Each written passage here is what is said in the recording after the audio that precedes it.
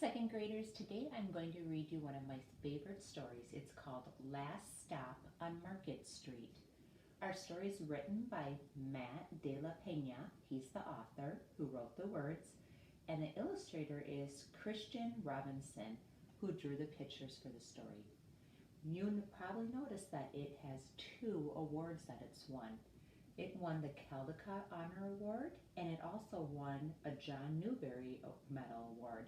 So this book has a lot of special awards that it got.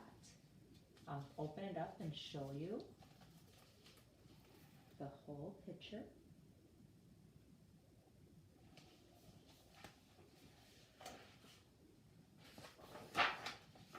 Last Stop on Market Street. We had this one in the classroom. You might remember seeing this in the room.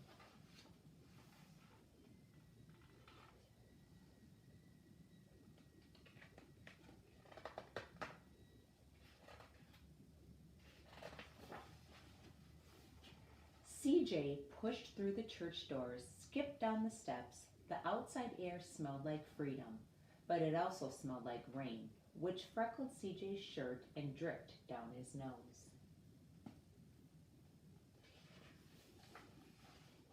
He ducked under his Nana's umbrella, saying, "How come we gotta wait for the bus in all this wet?"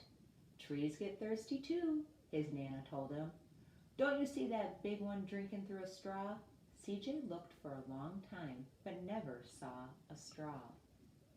What do you think the straw is? I think it's probably the trunk. From the bus stop, he watched water pool on flower petals, watched rain patter against the windshield of a nearby car.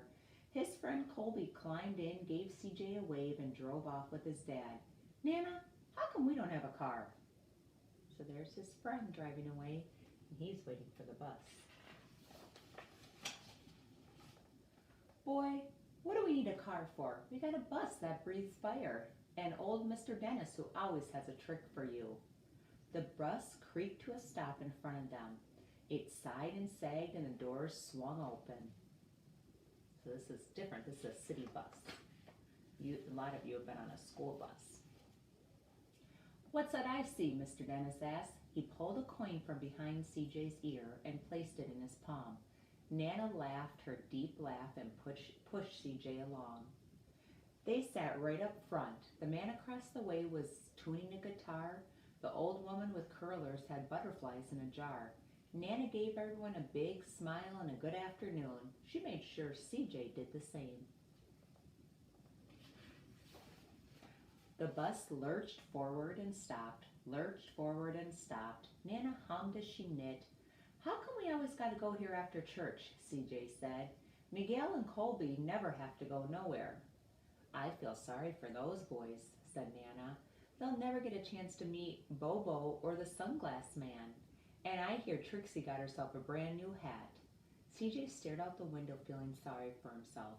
He watched cars zip by on either side, watched a group of boys hop curbs on bikes.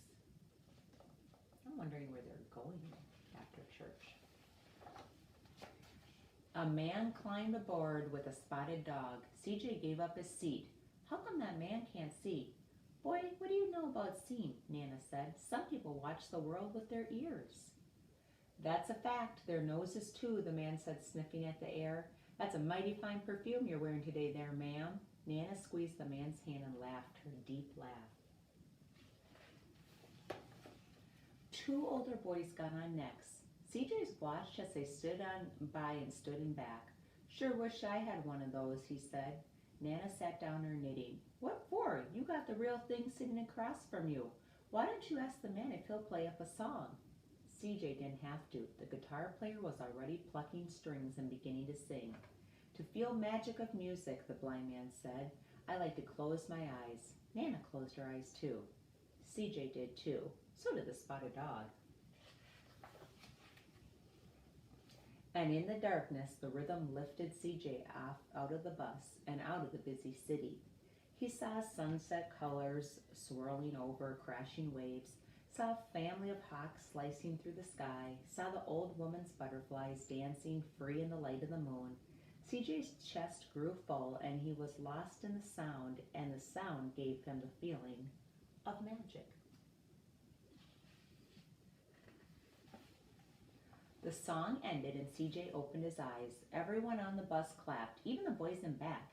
Nana glanced at the coin in CJ's palm. CJ dropped in the man's hat. "Last stop on Market Street," Mr. Dennis called out.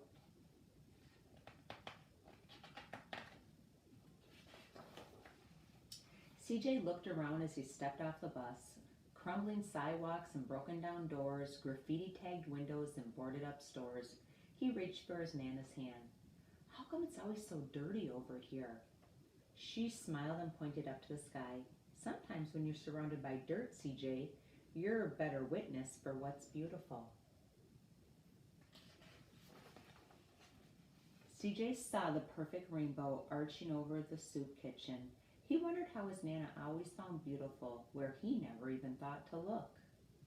He looked at all around the things around him again, at the bus rounding the corner out of sight, at the broken street lamp still lit up bright, and the stray cat shadows moving across the wall.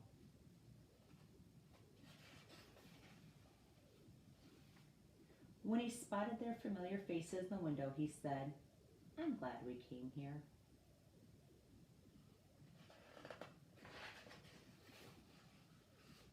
He thought his Nana might laugh her deep, deep laugh, but she didn't. She patted him on the head and told him, "Me too, CJ. Now come on along."